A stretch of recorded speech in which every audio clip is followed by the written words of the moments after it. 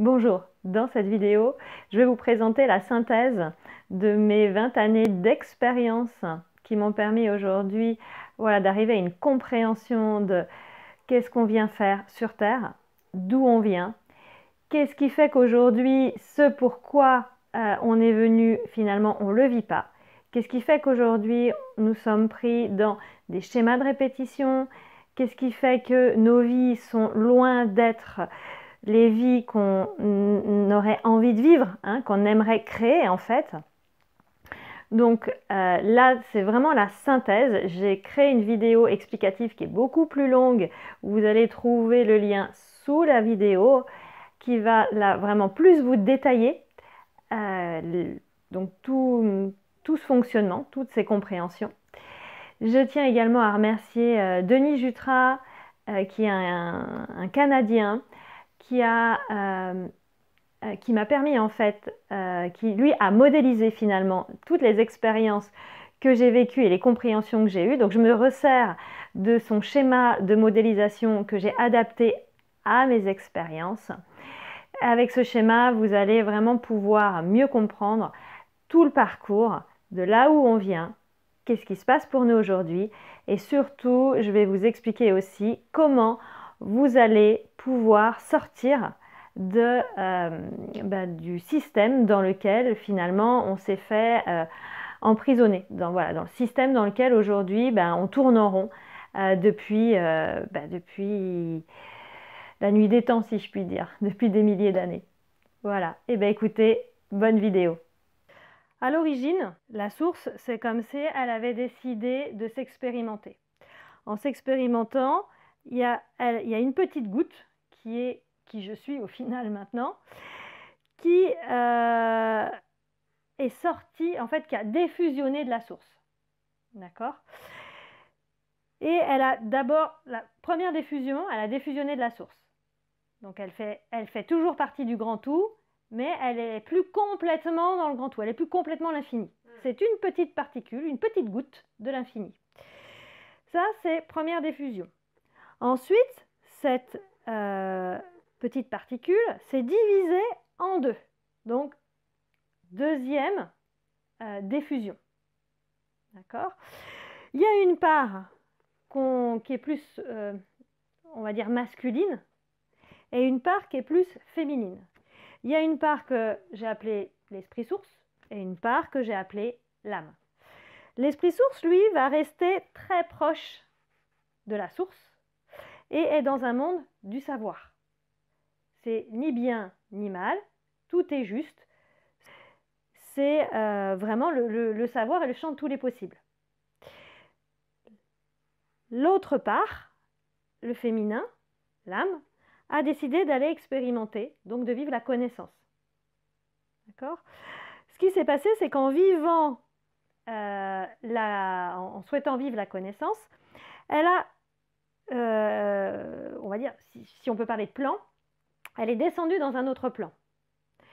Et souvent, c'est ce qu'on va avoir identifié pour beaucoup de gens comme la chute de l'âme, la chute du paradis perdu. D'accord ? C'est-à-dire qu'en faisant ce saut-là, l'âme a complètement oublié, elle est passée à travers un filtre, et elle a complètement oublié à l'origine ce qu'elle venait faire sur Terre. Qu'est-ce qu'elle venait expérimenter. D'accord ? Donc comme elle a oublié ce qu'elle venait expérimenter, par contre elle se souvenait que elle vient d'un espace où tout est paradisiaque. Qu'est-ce qu'elle a eu l'impression? Elle a eu l'impression qu'elle a fait une connerie pour être arrivée là.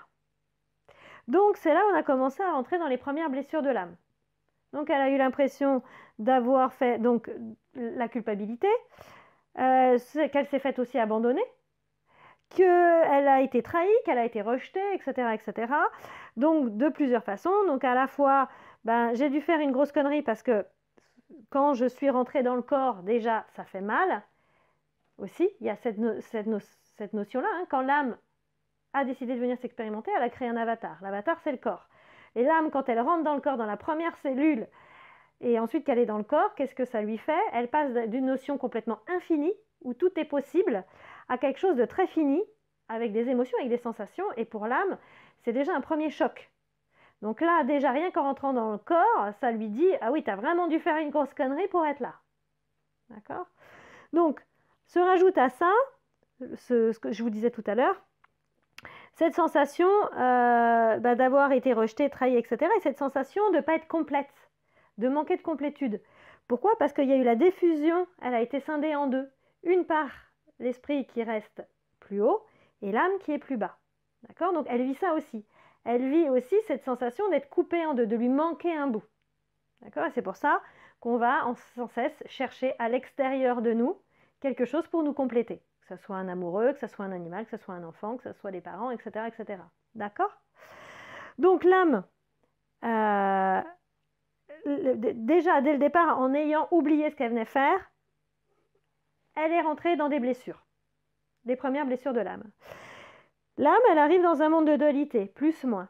Dans ce monde, il y a des entités. Dans ce monde, qui se nourrissent d'énergie plus ou d'énergie moins. Ces entités se disent, punaise, génial, il y a un créateur de monde. Voilà, parce que l'âme, elle ne se souvient pas, mais elle vient créer. Elle vient expérimenter et créer des mondes. Super, un créateur de monde, elle ne se souvient pas. C'est de l'eau bénite pour nous, enfin c'est une grande aubaine. On va s'en servir et on va lui faire croire qu'elle vient faire ça dans la vie.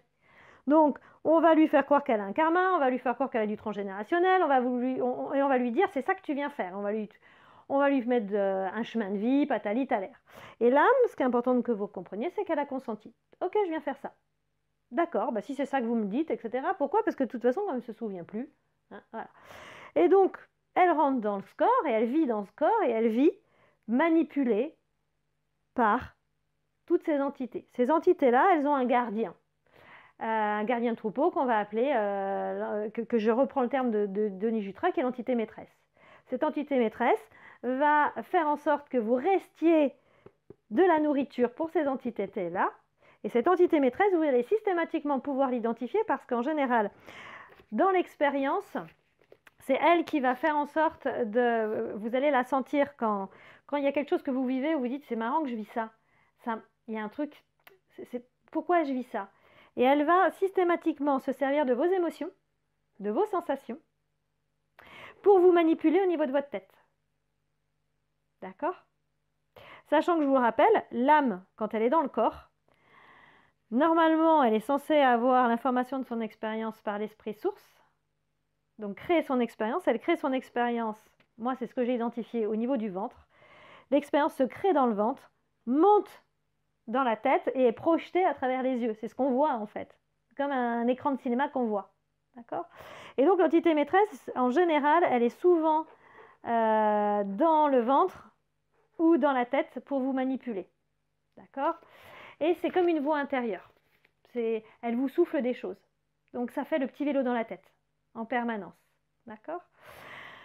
Donc l'âme, aujourd'hui, là où elle en est, c'est de se souvenir, finalement, de sa puissance. De qu'est-ce qu'elle vient faire sur Terre, que c'est une créatrice, qu'elle est puissante, qu'elle a co-signé des choses à ce niveau-là, qu'elle est en droit d'annuler ce à quoi elle a consenti, qu'elle a tout intérêt à te souvenir qu'elle vient du grand infini et qu'elle vient créer un monde.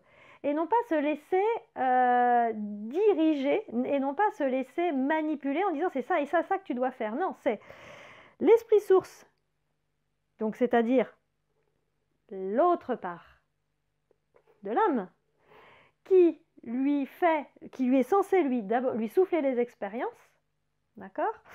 L'âme vit l'expérience en plus et en moins, de façon complètement dépolarisée, se remet au point zéro et dit ok, je crée ça dans mon monde, ou non, ça j'arrête de le créer. Voilà, ça c'est ce qu'elle est censée faire. Sauf qu'aujourd'hui, c'est pas ça qui se passe, on est bien d'accord. Cette entité maîtresse, ces entités-là vous font vivre soit du plus, soit du moins, et vous allez voir que vous êtes très accro à ça. C'est-à-dire vous allez toujours vouloir avoir une expérience positive, sauf que vous allez remarquer que dès que vous allez vivre un très grand haut, pas longtemps après, vous allez vivre un très grand bas. Et en fait, vous allez vite vous rendre compte qu'on est très addict aux états émotionnels, au plus et au moins. Donc, pour en sortir, ce qui va devenir intéressant pour l'âme, c'est, comme je vous disais, de se souvenir de sa puissance, de qui elle est, de voir tous les programmes auxquels elle a consenti, de faire le deuil de tous ces programmes, d'arrêter d'y consentir. Parce que vous allez voir, il y a un deuil à faire, hein. Il y a tellement eu un conditionnement que vous allez faire des deuils. de plein de choses dans votre vie. Et de systématiquement avoir conscience de quand vous vivez une expérience, vous le vivez dans le plus et vous le vivez dans le moins et vous revenez au point zéro. Au départ, vous allez voir, ça peut faire bizarre parce que du coup, vous allez avoir une vie qui va être beaucoup moins en intensité plus moins. Ça va être beaucoup plus serein, paisible, mais plus vous allez aller vers le point zéro, plus vous allez aller vers, quand je vis une expérience, je vis le plus et le moins en même temps, plus vous allez vous rendre compte que ce mode de vie, cette façon d'être, de créer un monde, eh ben, vous nourrit, vous fait du bien, et que vous allez commencer à avoir de moins en moins envie, au plus vous allez vous mettre au point zéro, de moins en moins envie d'avoir ces yo-yo émotionnels qui finalement, au final, vous usent, vous fatiguent, vous font complètement perdre pied au final. D'accord? Donc, ça c'est vraiment la synthèse globale. Donc, moi c'est là où j'en suis arrivée aujourd'hui de toutes mes expériences. Et ce que je suis en train de faire, donc déjà c'est de le transmettre. Et moi aujourd'hui j'essaye de vraiment renforcer ça.